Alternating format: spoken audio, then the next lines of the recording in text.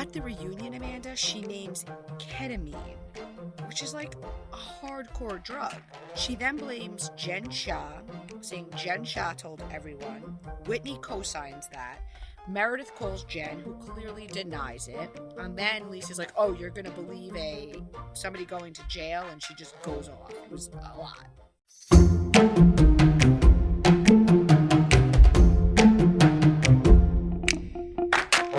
Welcome to Cocktails and Gossip, the podcast where we drink cocktails, but you better believe we're going to spill the tea. We chat reality TV, celebrity blinds, and the hottest tea from BravoandCocktails.com. And as always, it's all alleged and just for fun. We do not verify our blinds. I'm B. And I'm Amanda. Let's get into this week's tea. What's up, cocktailers? Hi, cocktailers. So, okay, B, I don't know. Well, no, I do know where I think we should start. I think we should start talking this week about Real Housewives of Potomac. This last episode, yet again, great. But then with the spoilers for the next week, I don't even know where to start. But Karen brings up to Ashley, they're sitting and having a drink, and of course Ashley literally cannot hold it in for even a day, goes and tells Robin that Karen came to her with this cheating rumor about Robin's husband Juan cheating on her. I mean, you and I have been saying, when are they bringing this up? Because when they were filming, we clearly saw an Instagram account alleging this, which it doesn't make it true, but Potomac always brings up what's in the blogs. And you remember when Eddie unfollowed all those Instagram girls and all that? Like, certainly we've dealt with it with Ashley and Darby, Monique. I mean, I'm like, are we ever going to get to the Juan rumors? Again, that doesn't make them true, but why are none of the ladies addressing them? So I think that maybe there was some sort of pact after, like, so much of it, which is, and I've been saying, and shout out to Christian Gray Snow, whose pod I was on, and I told him my theory, and he was like, oh my God, I think that makes sense. Charrisse was brought on because Robin and Giselle wanted this out, all this bad stuff about Karen, but they didn't want to be the ones to say it. Karen knows that, whether they're saying it or not, they know Charrisse is the puppet, and I think Karen had finally had it, and boy, there it went. She spilled that tea about the alleged cheating rumors. I mean, she really went in. And then, Amanda, tell me your reaction to Juan Dixon's reaction. Okay, so for those of you guys who haven't seen, like, Juan, literally, they call, Robin and Ashley call from the, like, little boutique that they're shopping in. And Robin has him on speaker, and you can see the phone vibrating. He's yelling so loud into that phone. And I'm watching this. I'm like, this is not the reaction of an innocent man. An innocent man says, first of all, Robin, like, hey, take me off speaker. Right. And, although that may be some sort of rule, like. Yeah, that could be, right, like a filming rule. Right. But doesn't yell and get angry.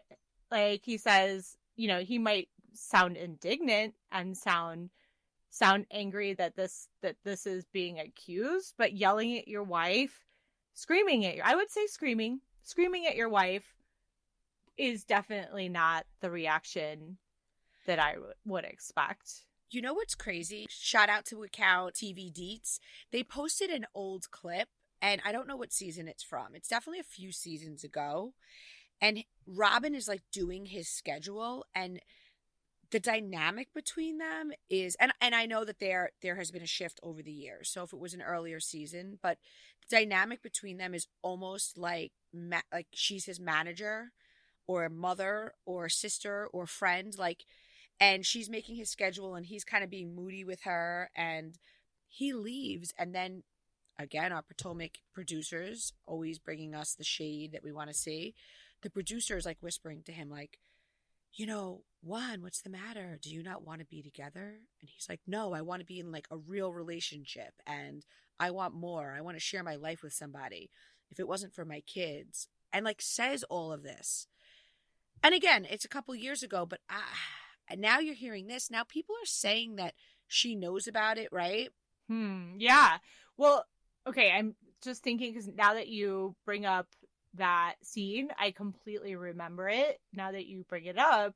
And first of all, thank you to all these accounts that are doing this kind of stuff. It's God's work because you and I have the worst memories. So I had completely forgotten about it until you just now brought it up. It takes a Bravo village. It does. Thinking, okay, so going back to him saying, I want to share my life, and then knowing that he has been doing this and hearing the rumors that we've heard, which is that Robin knows. I mean, is there some kind of implication that, like, they've friend zoned their marriage? Like, what's the thinking behind why she would put up with it? Well, and so I am at a loss. I mean, you could say it's for the boys, but people split up. But so this is all happening, and the week that they finally mention the cheating, people announces her wedding. Okay, they got married in August. She timed the announcement for this episode to drop. She was filming the episode. She knew it was coming. And of course, we got the email that, you know, the cocktailers all read saying it's legit. One of the followers that we have, a cocktailer, worked the wedding the day after.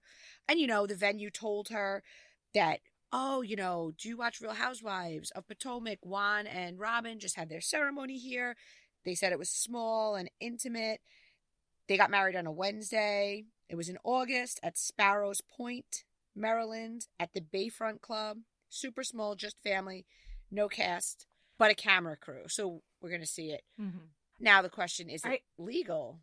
But that brings us to... Before we move on, I was just going to say one thing about that. Like, it's one thing if you've been married and, you know, you're staying in it for the kids and, you know, your husband, and you kind of put up with it. It's a whole other thing to have already been divorced and then the cheating and then go get married. Like, it's just not adding up for me. It's like that's a whole different ballpark, right? To then go get married once you're I don't know. I asked it's a mystery to me. I don't understand. Maybe we're wrong. Maybe he did have a slip up and she forgave him and she doesn't want to discuss it. Yeah. You know, maybe it's not an open arrangement. Maybe she's giving him another shot. I did ask the follower, was Giselle there? And she said that she was told it was just family, but she herself wasn't there. So we can't say for sure. A lot of fans are saying all over the place, like, is this real?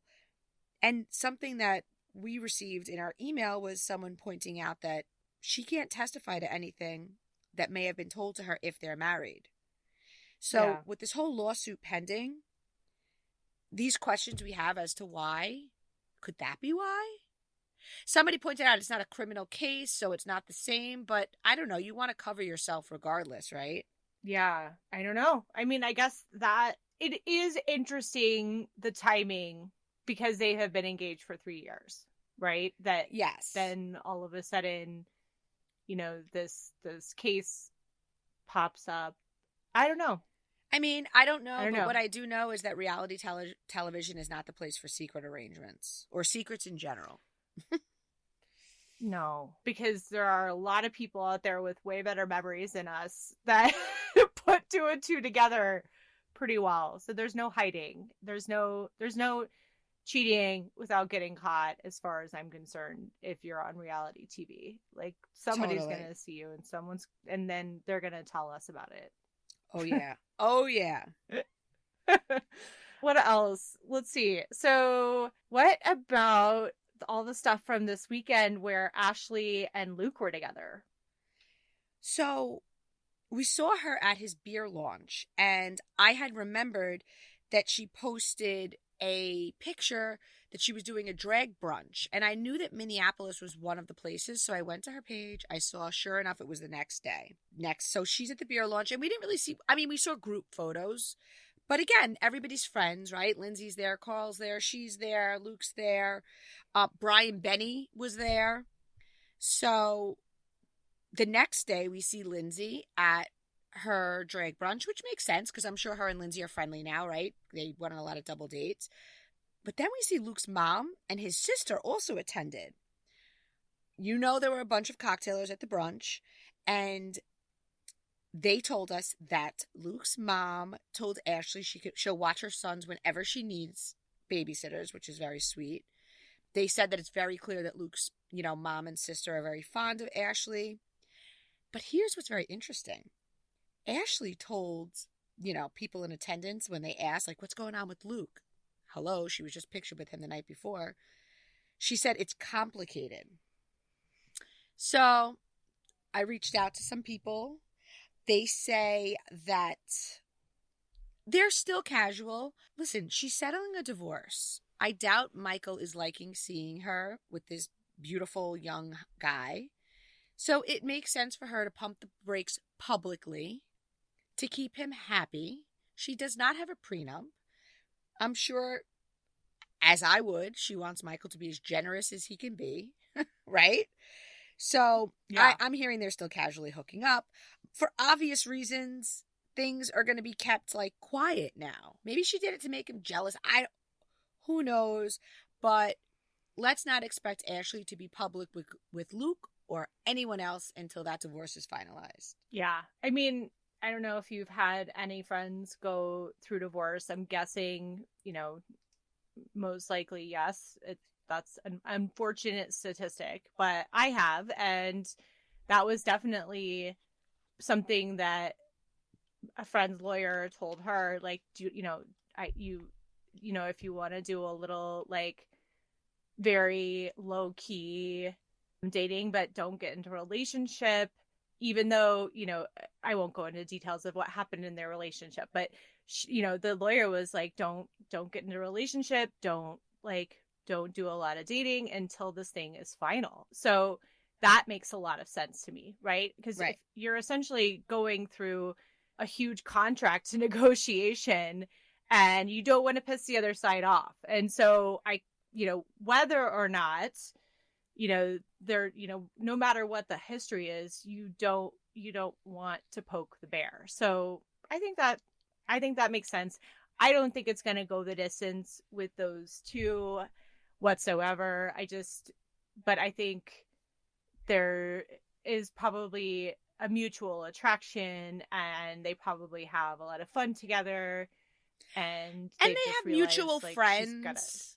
Yeah. It's just, I think it's fun. I think it's fun for both of them, Well, and they get each other, right? Because they're both in this weird Bravo world that they just immediately understand certain parts about each other's lives that somebody who is not would not get it. It's so funny you say that, Amanda, because so often followers say to me oh, so-and-so, well, be it Carl and Lindsay, be it Paige and Craig, be it any of these couples who get together, in this case, Ashley and Luke, oh, they're only doing this for clout. Listen, the clout doesn't hurt, right? It's like A-list stars. Right. J-Lo with Ben is bigger than J-Lo with John Smith, who nobody ever heard of. But there's a camaraderie. There's an understanding. There's, it's comfort. It's like in the medical world, I know that doctors often marry other doctors or other nurses. It's a world that a layman cannot really understand. The hours are wild. The pressures are wild. So it makes sense. You even see I don't know if this is common where you are, but by me, I know so many nurses marry other frontline workers or cops, firefighters. I think that it is that. Do you know what it's like? That it's a common thread amongst. So why would the celebrity world and the reality world be any different? It's somebody who understands your lifestyle. Right. Yeah. And it's a small dating pool. And they're all good looking, so if they like each other's personalities, it's a go.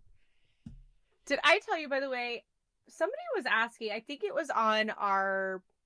I'm pretty sure it was on our Zoom for Cocktail Party, our membership, that somebody was asking me, is Carl still working for the company? And so I did a little looking, and on LinkedIn, it is still in his profile. Because I was like, what do we? Yeah. Because you're the sleuth with that stuff, and you're like, I'll check it out, and then you told me, listen. Well, speaking of that, a couple days ago, Danielle liked a picture from Luke's beer launch, but here's the thing: Lindsay posted it, and my followers watch everything. They told me that she hadn't liked one of Lindsay's pictures since like the beginning of July, because remember they fell out in the summer during filming.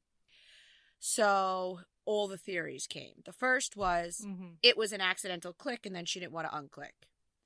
The second was the ice is thawing, right? Maybe they've seen each other or spoken or had some interaction where they're not so angry. Listen, time does give people clarity. They haven't been filming. They've had distance. And another one was it was shade because this was a theory, because we know that Danielle's close with Kyle and Amanda, and Lindsay and Carl were promoting another liquor brand by posting his beer. And we know they have not posted Loverboy, which for me is a giveaway that something is amiss. Yeah. But even if he's still an investor, I mean, if you're an investor, you have the company's best interest at heart because you got monies in it. And honestly, how can they get mad? I mean, I don't see them getting mad when somebody promotes Austin's beer. You know what I'm saying? Like, they're friends with Luke too. So I don't think it was that. I don't know. That's a good theory.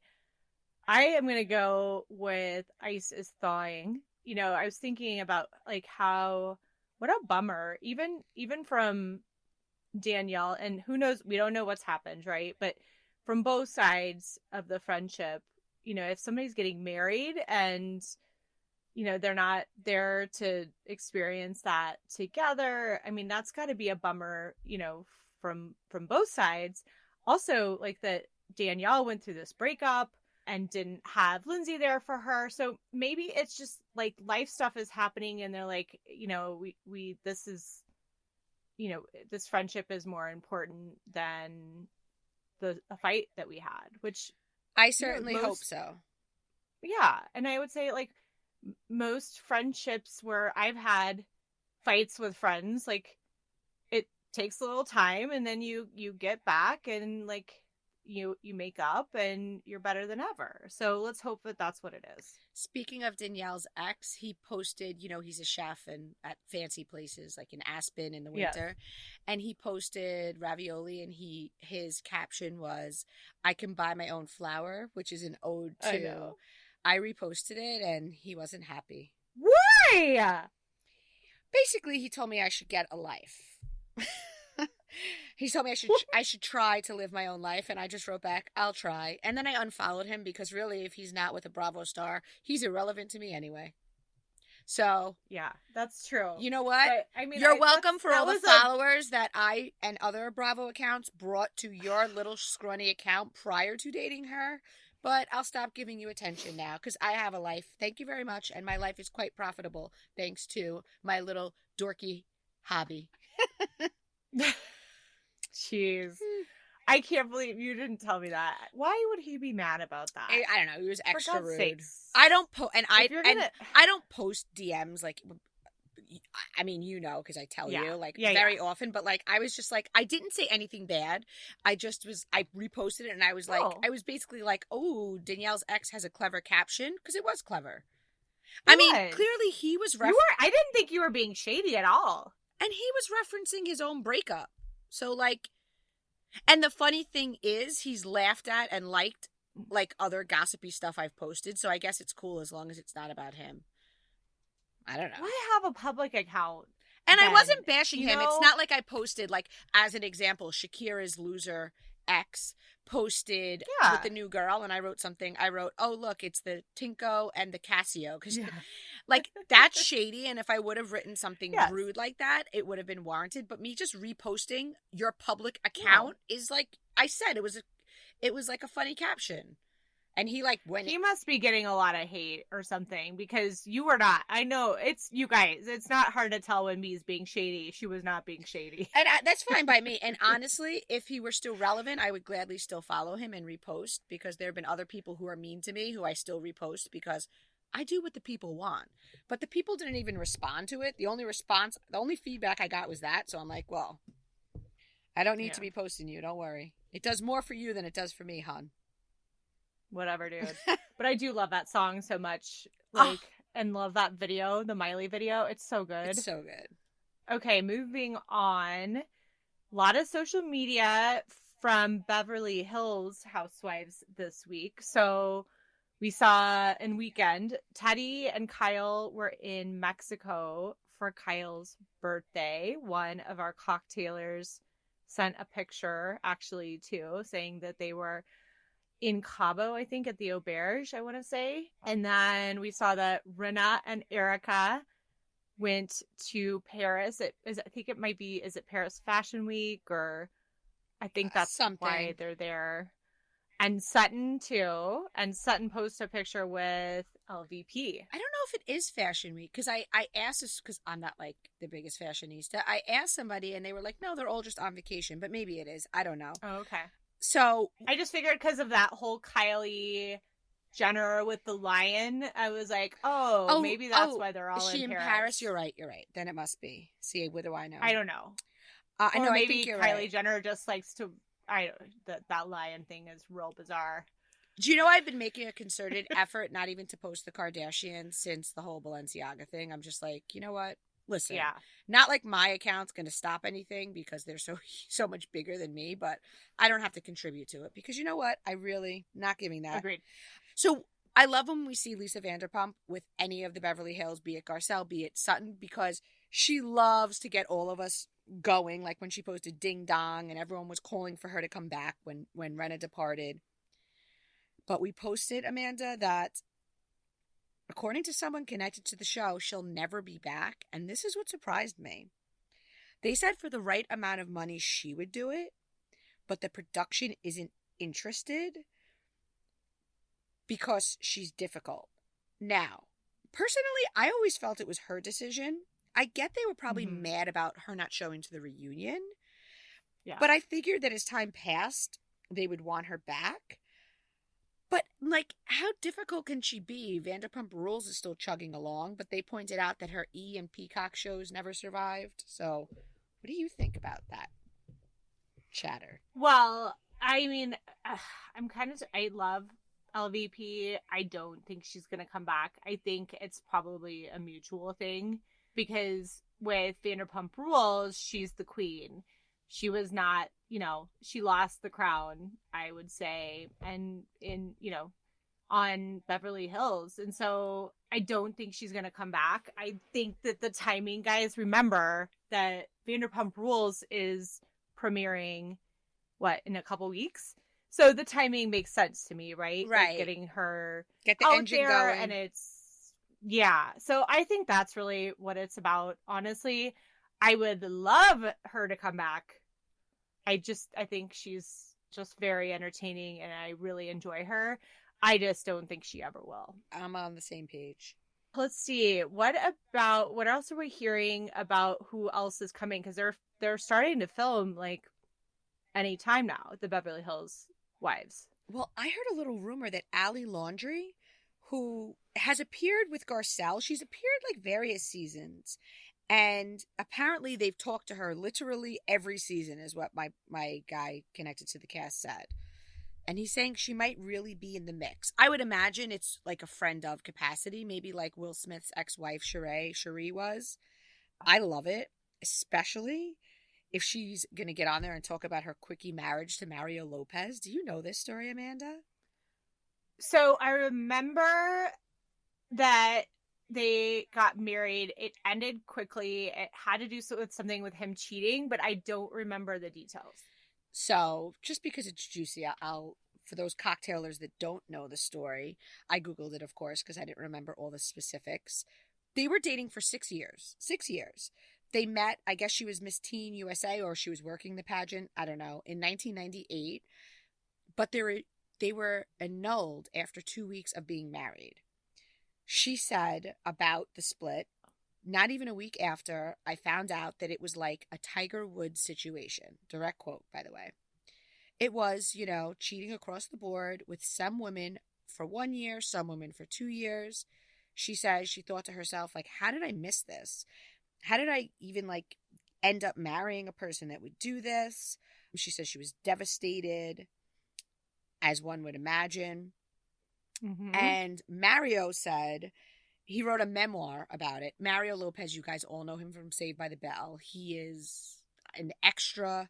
He's on Extra. He's in a lot of TV shows. He's very good friends with Mark Wahlberg because I follow their Instas.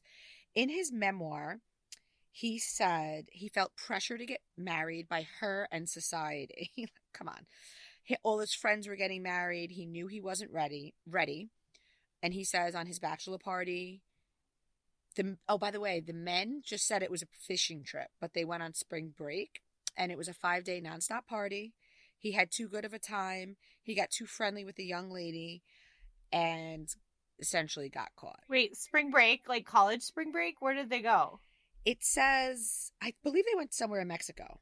Okay, I'm Googling this as we're talking, and it's it said they went to South Padre Island in Texas. Wait, is that like a kiddie spring break place? Like, I'm trying to think of how to put this. That's where it is like, I don't have a very good... Okay, so in New York... It's a college spring break place, like Cancun, right? And it's like we do that in Cancun, and like we all cram in a room, and it's like very budget. Yes.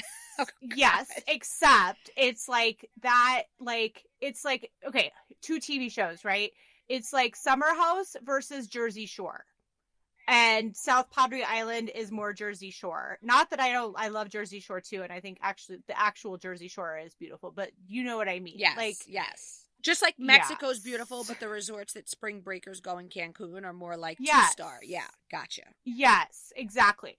So you're telling me, well, the notes are now telling me that a Hollywood actor and host went with his friends to South Padre Island.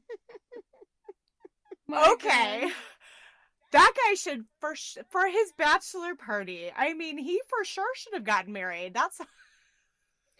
Oh my I'm God. sorry, I can't get over that detail. I know it's bad, but when I used to follow him, and I don't anymore, but I can't help but think of that every time I see him with his new wife, who's beautiful and lovely, and they have kids. I'm just like, I hope he's changed. If you're going to South Padre Island for your bachelor party, you're not mature enough to get married. No. Think not.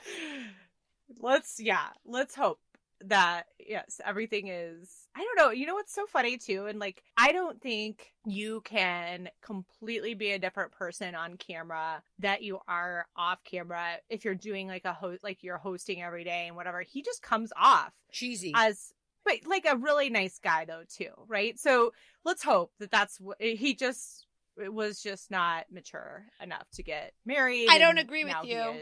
You don't think he comes off as a nice guy? I do think he comes off as a nice guy, but I think that these hosts, just thinking of other ones, like Ryan Seacrest seems like such a great guy, and we see he's talking smack about Andy. At least Andy is shady in his hosting. So I think that Mario Lopez puts on a show. And I'm not saying he's still a cheater, but I feel like he's kind of a dick in real life, and he like tries to act like he's a Boy Scout on television. That could be. I don't know. I watch Wheel of Fortune with my kids sometimes when we're like making dinner, and Pat Sajak is getting so freaking cranky.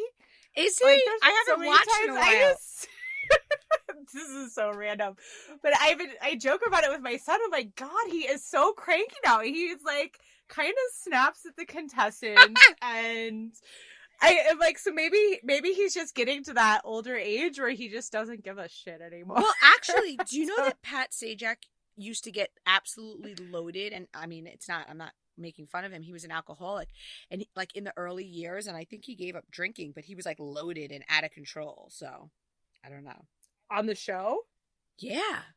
I'm pretty sure it was Pat Sajak. I think I'm almost positive it was Pat Sajak. If it wasn't, I'll correct next pod. But you know who I love? I love Steve Harvey. That's me and my Me family too. after dinner when we don't have to run to sports. Last night we watched an episode and I just crack up. He's so funny. He is. He's king of the side eye and the subtle shade. And the way that he plays it off, it's so good. And he makes fun of the contestants, but like they don't even get it. It's great. It's great. All right, cocktailers, you have to tell us if you agree about Pat Sajak getting cranky, because I have to watch now. I haven't. I do. No, you have I to love watch. Wheel of Fortune, but that time of night is just busy with school-age children, as you know. it's just on sometimes, and like dinner, like everyone, like you don't really sit down and watch it. It's just like on in the kitchen sometimes, and like we'll like, you know, stop, you know, in the middle of cooking and like look or whatever, and Totally. the kids and I like to do it. But anyway, all right, I have completely taken things off the rails here. All right, so Salt Lake City. I have not yet watched the first part of the reunion yet. Did you watch yet? I did. I watched it last night. I mean, well, Okay. there's a couple of things I'll mention, but we got some Well, stuff there's been prior. so much going on Yes. socially, yeah, about like the new housewives, and then all of a sudden a lot of racist things popping up. We were getting emails about it, and we were getting like screen proof of this, of some old social media posts. And then there was that picture of Angie K in a picture with a guy that had a White Lives Matter t-shirt on. And I guess a few of the wives follow. I don't know who the guy was, and I didn't look into it because it's just ew. So we had made a post that was about a woman who was allegedly cast. Let's see if we end up seeing her, or if she gets cut like Jenny did. Her name is Debbie. Mhm. She had old Facebook and Twitter posts that were racist. And then we saw the photo of Angie K, which Angie K came out and said, like, I do not support this. The photo was taken from the front. The shirt was in the back. A whole mess. This city is just in trouble, in my opinion. This is our second round of racist tweets with different women, obviously. We have Heather's fall from Grace, which there was another theory I posted today. Her book was released, and as expected, nothing new about the black eye. Although at the reunion we heard she basically says she was blacked out and she doesn't remember. But she was too embarrassed to say that, a.k.a. she wanted a storyline. I mean, that was a fall from grace. Social media continues to drag her. Mm-hmm. And then last night at the reunion, we saw Lisa confronted by Andy, alleging that Meredith popped. So on the show, Lisa said that Meredith was a pill popper. At the reunion, Amanda, she names ketamine, which is like a hardcore drug. She then blames Jen Shah, saying Jen Shah told everyone. Whitney co-signs that. Meredith calls Jen, who clearly denies it. And then Lisa's like, oh, you're going to believe somebody going to jail? And she just goes off. It was a lot. Yeah. Well, I saw something about that on Instagram. I think it was the Face Reality 16 account that we both fall into, because I had to, of course, go to Google because it was talking about Heather, that maybe Heather got her black eye when she was in a K-hole. I am dead serious. I literally didn't know what the fuck a K-hole is. I had no idea. So I went to Google. I've heard of it. And it means, did you Google it too? No, I've actually heard of it. It's like a very hardcore drug. So I know what ketamine is. I didn't know what a K-hole is. So a K-hole is when someone does way too much ketamine, like 5 times the regular dose, and becomes dissociated with their body and their mind. Because ketamine is that, like, it can be used as, like, they call it the date rape drug. It also, I think, is like a horse tranquilizer in heavier dosages. Like, you're right. It's a like serious drug. But then I was like, oh my God, that reminds me. I remember reading about ketamine and like Mormons essentially before, because I went on that whole other deep dive a long time ago about Mormons and ex-Mormons, but in the Mormon doctrine, they don't, do drugs. They don't do even caffeine. They don't drink. But that there are like there's like a list of you can't have this, this, and this.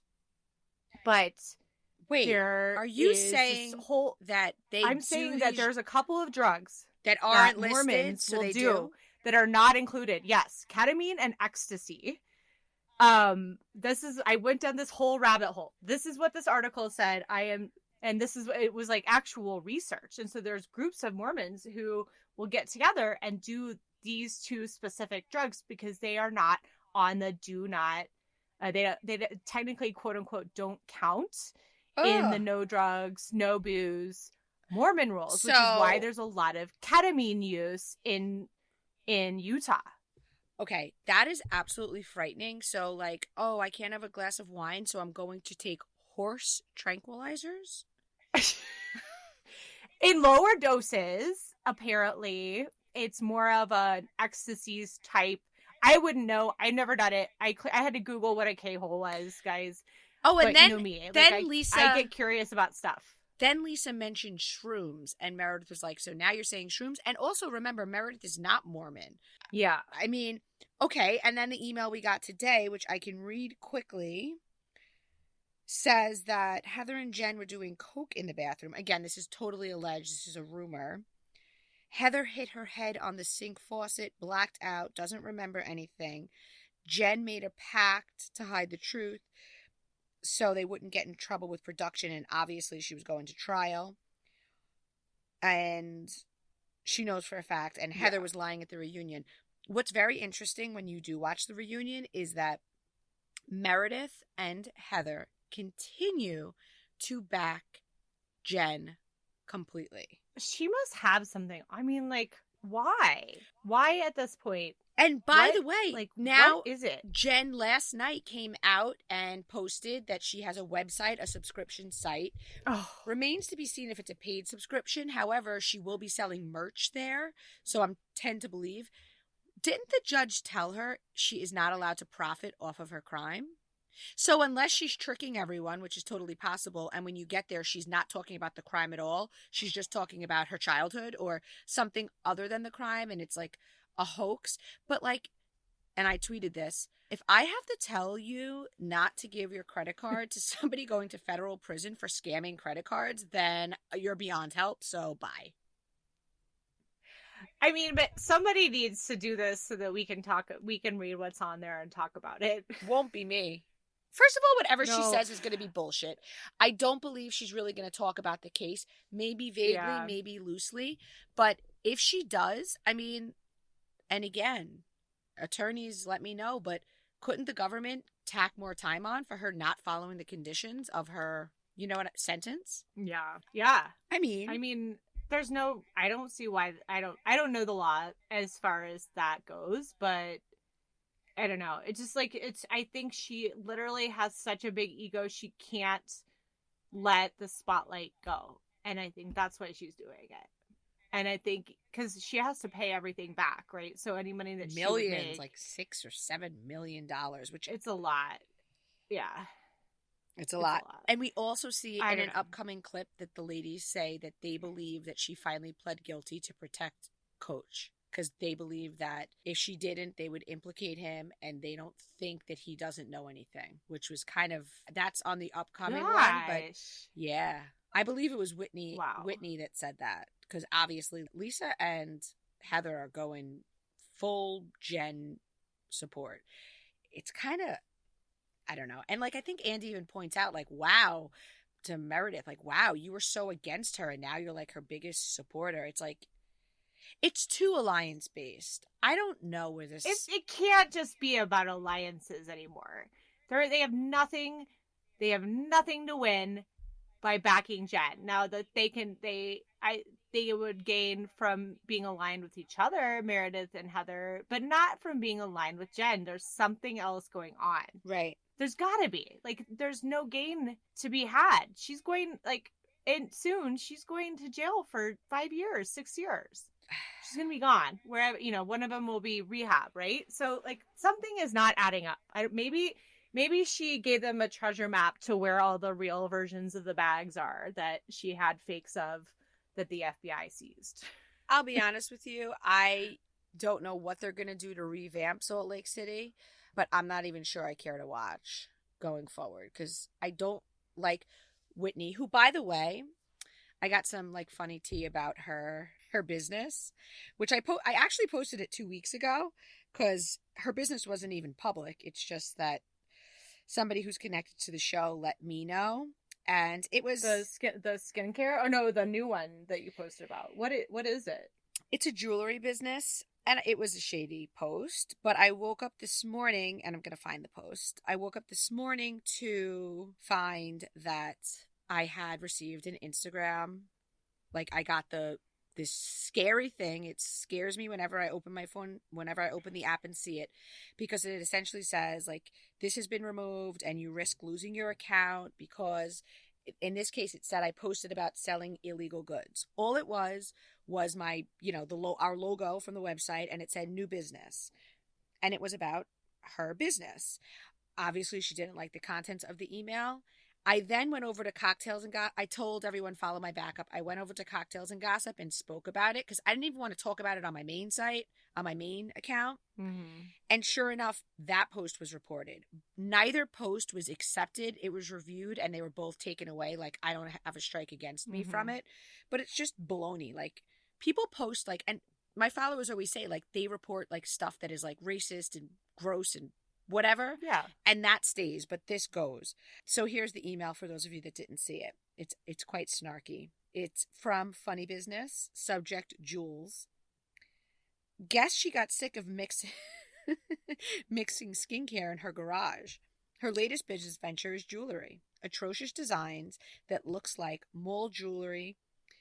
A mole jewelry chain is manufacturing. Best of luck. So I'm kind of picturing like, like Stella and Dot. Do you remember that from a few years back? It's that kind of thing.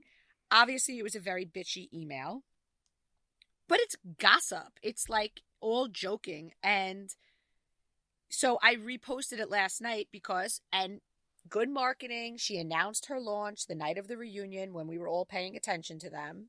So I took the opportunity to repost about what I had heard. And I guess someone brought it to her attention, or her Finsta, because she doesn't follow me. So yeah, it didn't take. But I mean, I wonder if Meredith because Meredith has a jewelry business too. Like if that's causing, because I haven't looked to see, but if you're saying Stella and Dot, it sounds like maybe they're in different price points. Honestly, so I haven't looked to Meredith, see. Yeah. This is just what the person connected to the cast told me. So yeah, well, I don't know. I enjoy Whitney. I think I think she's been fun to watch, but I agree with you that like this last season, just I mean, there was a point where Salt Lake City was my favorite.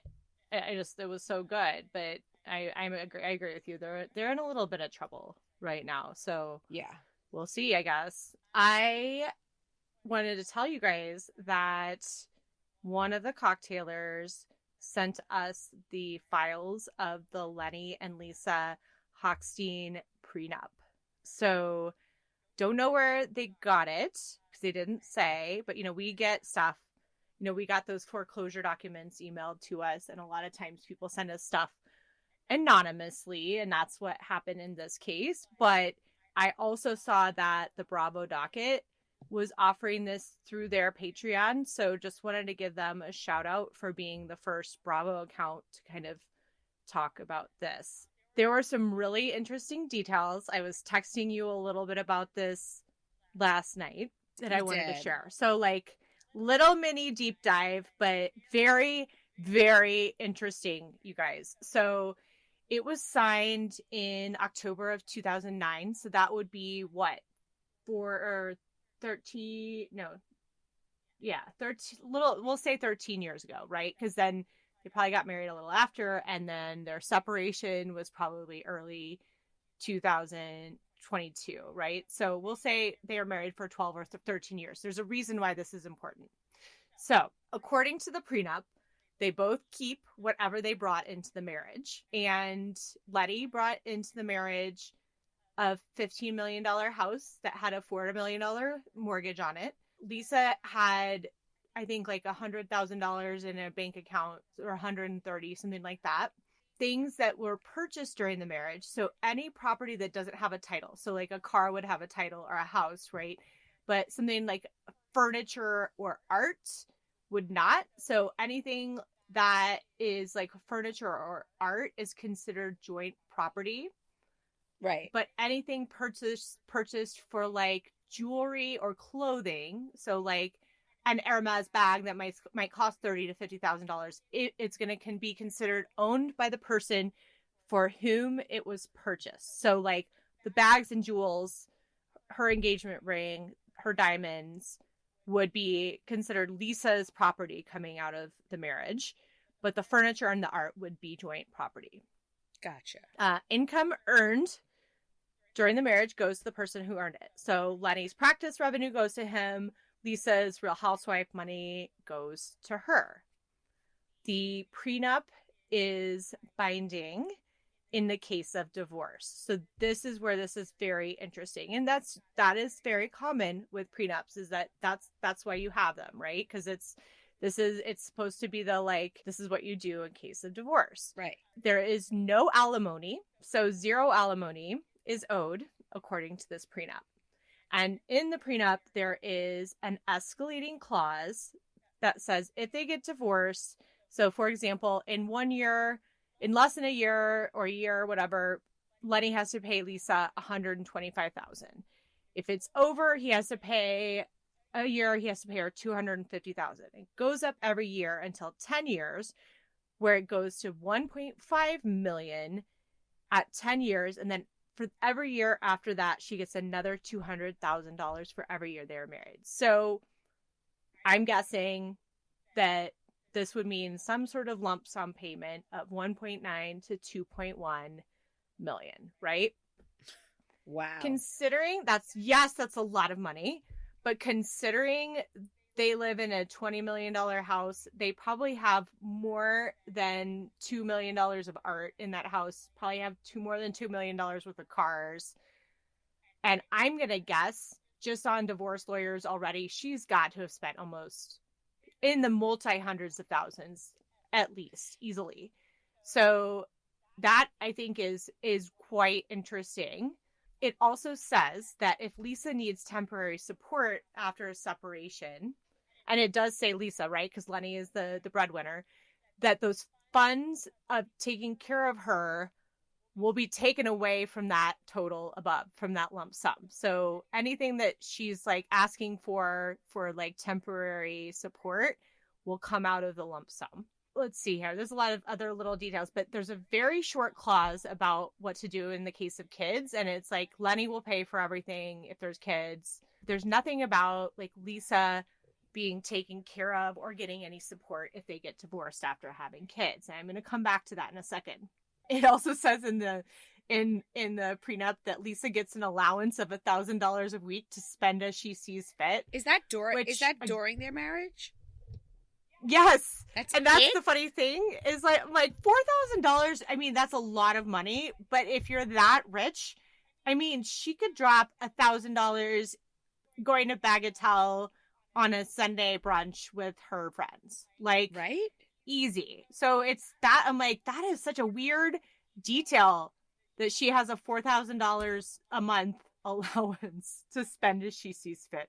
And Lisa came into the marriage with like roughly $300,000 in assets. So I was wrong. And then Lenny came in with $11 or $15 million house, and then a $4 million mortgage. He was making $850,000 a year. So this is back in 2009.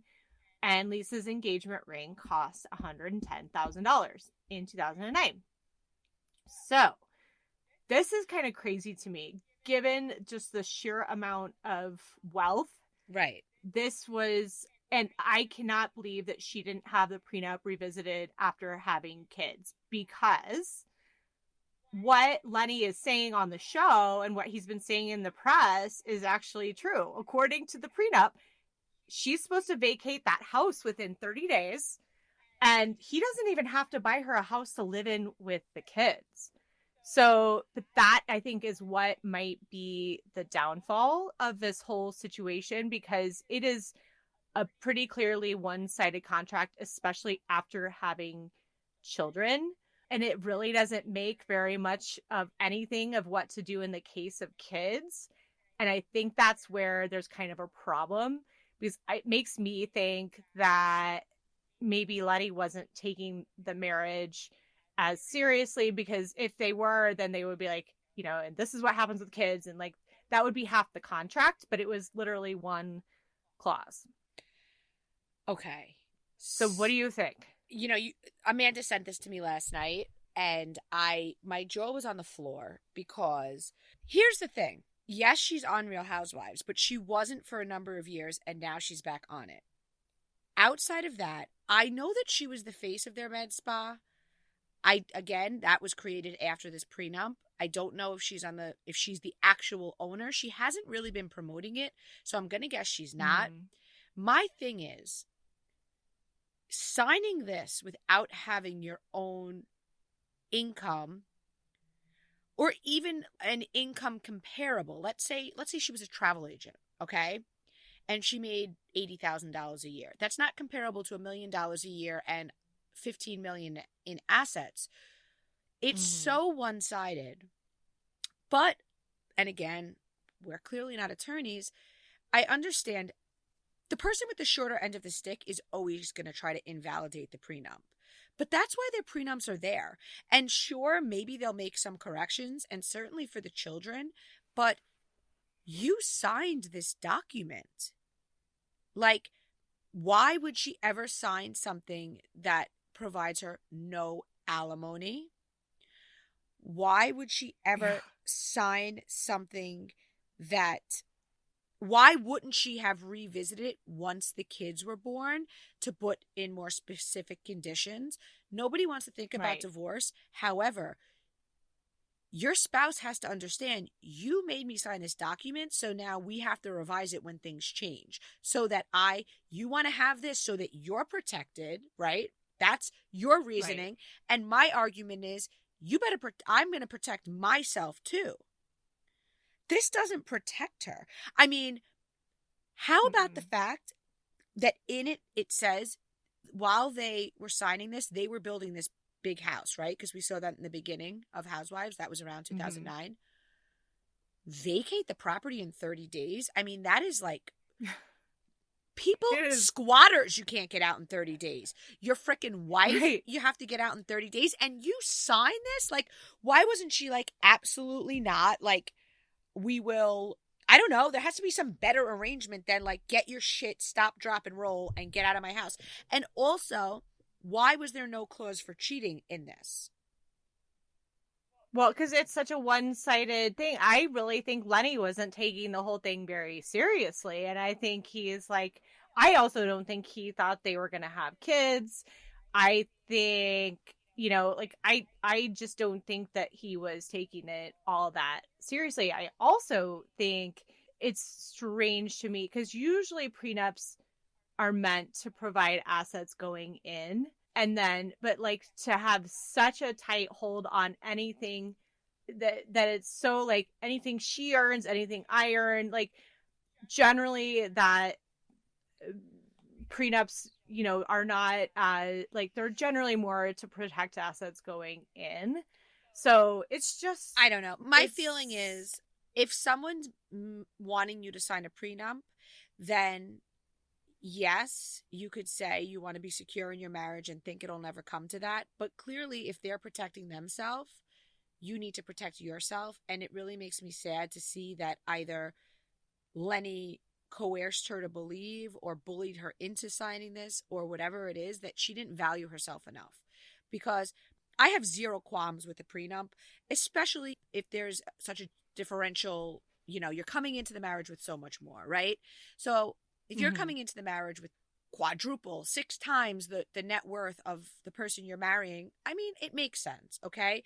It's not the most romantic thing. However, I'm not going to live a certain lifestyle for 10 years and then like stop, drop, roll out in 30 days. And I mean, $2 million for somebody who doesn't have earning power because she's the face of his med spa. So if she's not the owner, she's fired.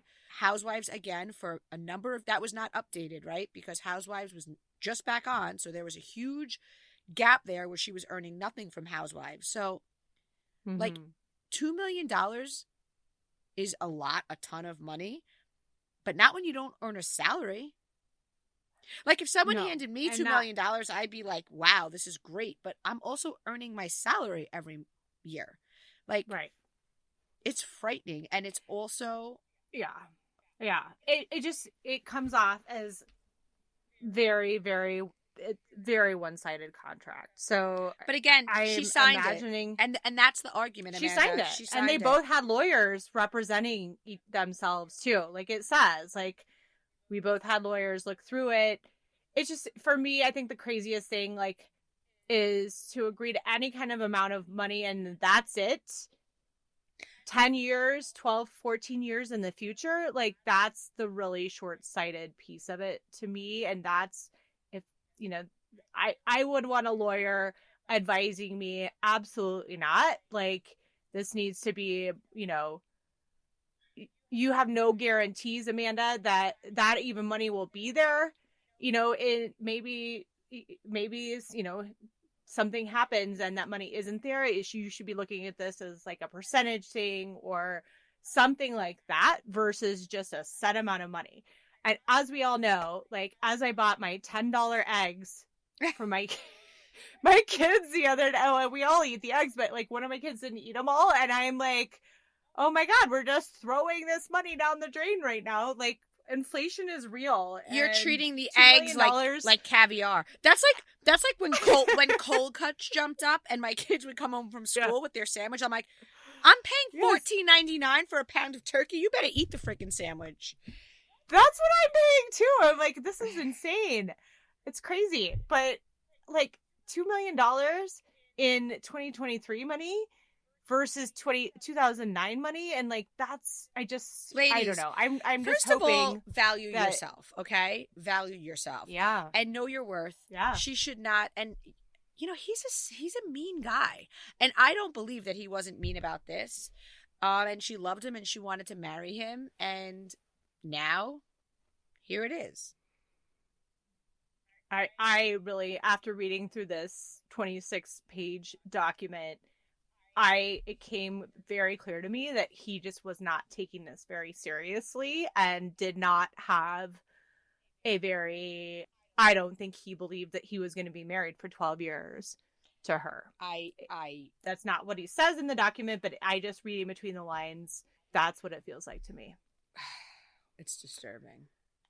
So, and it's heartless to me too, that you have 2 kids and you're like, oh, well, you got to get out of the house and I'm going to give you $2 million and you're done. Well, she hasn't vacated the house, so she went against that. Yeah. Well, I mean, she's clearly fighting back against it. And like, it's not uncommon for people to fight against prenups, but I think also like in the case of a prenup being really one-sided, that that and the fact that they just didn't put a lot of provision in there about the kids is where I think there's some weaknesses in that contract. I can tell you, I am not a divorce attorney, and I think we've mentioned this on the pod where I said that I kept hearing from my source like he is going to demolish her in this divorce. It's all this, and I'm thinking to myself, how could he with all this public behavior and now reading this prenup? Even if revisions are made, it's still not going to be fair. Because, and Amanda, you're the one who has said this many times, his practice became so big after the Real Housewives. So if he was making $850 before, he was probably making into the millions after. Plus the med spa, plus whatever, all this exposure and all this like free advertising on the strength of his wife's back. And that should be a revision. And I'm sure her lawyer, if he's got, any worth, is going to argue that. But the whole thing about it is very upsetting. But maybe that is their grounds, right? Is that because they can literally probably look at the numbers in terms of revenue from before Real Housewives to after and make an argument that that should be Lisa's income as well, because she earned it by promoting the firm or by promoting the practice on Real Housewives. Totally. Maybe that's it. Yeah, I think you're right. So, but I did want to give a shout out. Our cocktail party is growing every day. We love you guys. As it grows, you know, as the amount of you that sign up grow, the content grows. It's very exciting stuff happening over there. If you're interested, if you have questions, you can send me a message. But Amanda, I wanted to tell you that I keep getting messages that a lot of cocktailers are. So I'm putting, listen, guys, I have to market myself, okay? I'm selling this to, well, us. I have to market us. I'm putting this out here as an idea. So a lot of my cocktailers are saying that they're asking their spouse, boyfriend, girlfriend, whatever it is, for a cocktail subscription for Valentine's Day, which I think is so cute. Oh, that's a good idea. Because, like, yes. I mean, summer bodies are made Get in what you winter. really want. Who needs the chocolate? I'm teasing. But yeah, I thought that was cute because, like, I don't know how you guys do Valentine's Day, but in my house, Valentine's Day is like not like a big fancy gift. It's like a smaller gift. So I think a subscription is like a perfect. Oh, I love that. Yes. And it's true. It's getting way more fun. I think it was fun to begin with, but as the community grows and we're just getting more and more conversations in the comments on the posts and then in the community section, and it's just, and like we're getting emails from the cocktail party crew too, and we're just having a lot of fun. So that would be a great gift. All right, guys. All right. Thank you. Thank you guys for tuning in. Have a great week, everybody. Till next time.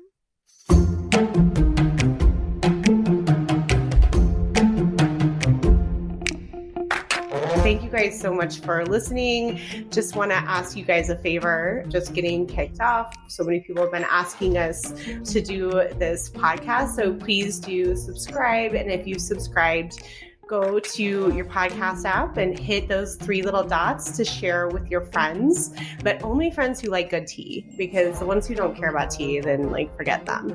And don't forget, find us on Instagram at @bravoandcocktails_, and check out the website because some great tea gets put there daily that would get us kicked off of Instagram.